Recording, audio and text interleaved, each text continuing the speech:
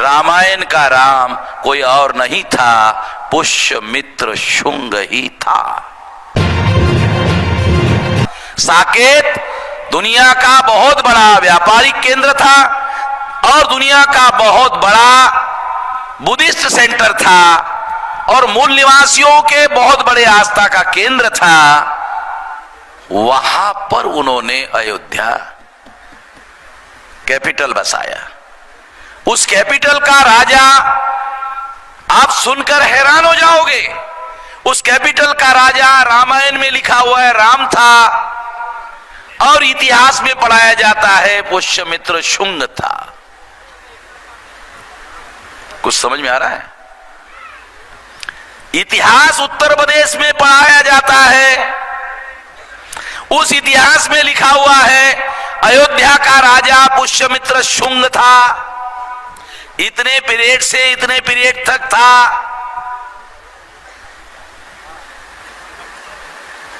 और रामायण में पढ़ा जाता है अयोध्या का राजा राम था। तो अयोध्या का राजा राम था, ये ऐसा कॉम्बिनेशन कैसे बना? तो महापंडित राहुल सांकृत्यायन, जो आजमगढ़ का केदारनाथ पांडे नाम का ब्राह्मण है, उसने ओल्गा से गंगा नाम का किताब लिखा। उस किताब में उन्होंने लिखा कि पुष्यमित्र शुंग के दरबार में वाल्मीकि राजकवि थे और पुष्यमित्र शुंग को सामने रखकर उसने रामायण लिखी। रामायण का राम कोई और नहीं था, पुष्यमित्र शुंग ही था। दो बातें बता रहा हूं आप लोगों को। एक, मैंने पहले बताया अयोध्या राम जन्मभूमि नहीं है, तो फिर राम कौन है? तो बता रहा हूं राम कौन है। राम कोई और नहीं है, पुष्यमित्र शुंग ही राम है। राम का कोई आर्कियोलॉजिकल एविडेंस आज तक उपलब्ध नहीं हुआ। पुष्यमित्र शुंग का मिल रहा है, आर्कियोलॉजिकल एविडेंस नहीं मिल रहा है। देखो, इसको और डबल एविडेंस से प्रूव करता हूं। एक नहीं, सिंगल एविडेंस नहीं, डबल एविडेंस। राम की पत्नी का नाम रामायण में बताया सीता। तो हमने सोचा चलो यार, राम का आर्कियोलॉजिकल एविडेंस नहीं मिल रहा है, तो उसके पत्नी का अगर मिल जाता तो मान लेते राम हो गए। तो सीता का ढूंढने के लिए गए, तो सीता, उसका जो बाप है जनक, वो हल चला रहा था जमीन में, हल चलाते चलाते मिली। सीता का बायोलॉजिकल बर्थ नहीं है, राम का बायोलॉजिकल जन्म नहीं है। साइंटिफिक लैंग्वेज में दशरथ निमुत्रिक है, ऐसा ब्राह्मणों ने वाल्मीकि रामायण में लिखा। अगर राम का कोई आर्कियोलॉजिकल एविडेंस नहीं मिला, तो ब्राह्मण लोग ये जानते थे कि भविष्य में ये सवाल उठेगा, क्योंकि हम तो काल्पनिक बता रहे।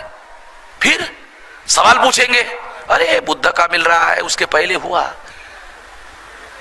वाल्मीकि रामायण में 2 श्लोक बुद्ध के विरोध में गाली गलौज है। नोमानी साहब, वाल्मीकि रामायण में 2 श्लोक है संस्कृत में, बुद्ध के विरोध में गाली गलौज है। यह एविडेंस इस बात को सिद्ध करता है कि वाल्मीकि ने जो रामायण लिखा वो बुद्धोत्तर है, यानी बुद्ध के बाद लिखा गया है। बराबर है विलास? रिकॉर्डेड बात है, प्रूव है। हिस्टोरियन मानते हैं कि रामायण बुद्धोत्तर कालीन रचना है। मैं भी यही कह रहा हूं कि रामायण बुद्धोत्तर है।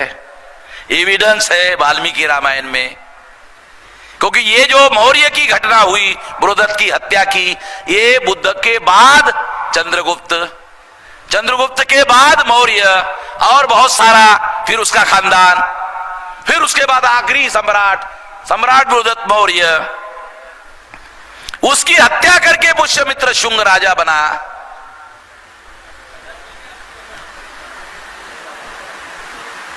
तो ये जो पुष्यमित्र शुंग है, उसके दरबार में वाल्मीकि राजकवि थे, जैसे विक्रमादित्य के दरबार में कालिदास राजकवि थे, वो भी संस्कृत का कवि था, उसने विक्रमादित्य को सामने रख के काव्य लिखा, और वाल्मीकि ने पुष्यमित्र शुंग को सामने रखकर काव्य लिखा। उस काव्य का नाम है रामायण। है बराबर है?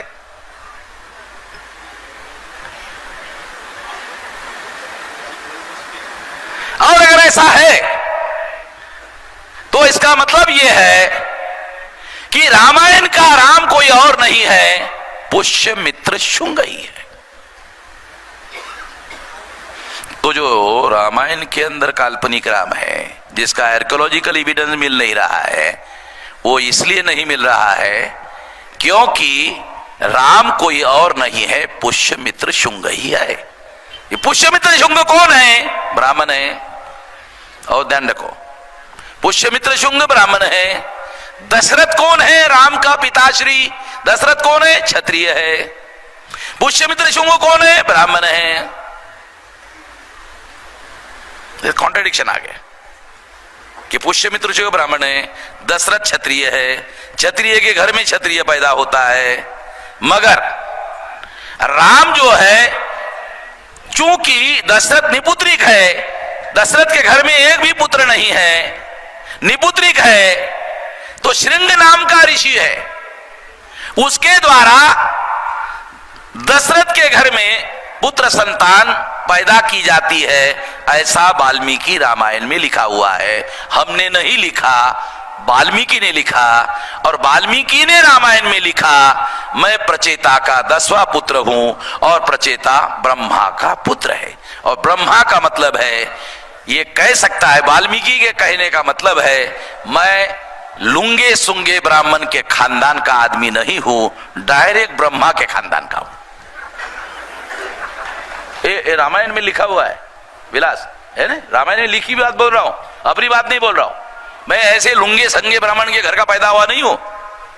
मेरा एक खानदान है, खानदान कौन सा? एकदम डायरेक्ट ब्रह्मा का, इधर उधर का नहीं, ऐरिया गैरिया खैरिया ब्राह्मण का नहीं हूं, डायरेक्ट प्रचेता के पुत्र का हूं, ब्राह्मण के घर में पैदा, ब्रह्मा के घर में पैदा हुआ हूं। और उसने ये कहानी लिखी, ऐसा दिया हुआ है उस वाल्मीकि ने। तो इसका क्या मतलब है? उसने लिखा, दशरथ के घर में कोई पुत्र नहीं है, दशरथ निपुत्रिक है, अश्रिंग नाम के ऋषि से दशरथ के घर में पुत्र संतान प्राप्त कराई गई। इसका मतलब है दशरथ क्षत्रिय है, मगर क्षत्रिय के घर में जो पुत्र पैदा हुआ वो ब्राह्मण जो ऋषि है, श्रृंग ऋषि से पैदा हुआ है। पाटिल साहब समझ लो, बहुत बारीक बात बता रहे, माइक्रो लेवल की बात है, बायोलॉजिकल साइंस के आधार पर बता रहा हूं। इसका मतलब है वाल्मीकि ने वाल्मीकि रामायण में लिखा कि राम का जो बायोलॉजिकल फादर है वो दशरथ नहीं है, बायोलॉजिकल फादर पुष्यमित्र शुंग का जो बायोलॉजिकल फादर है वो श्रृंग ऋषि है। शुंग श्रृंग, समझ लो, बहुत माइक्रो एनालिसिस है। श्रृंग श्रृंग। सब्सक्राइब करें समता भारत टीवी को, बेल आइकन को प्रेस करें, साथ ही ऑल वाले बटन को क्लिक करें ताकि हमारी नई वीडियो की सूचना आपको सबसे पहले मिले।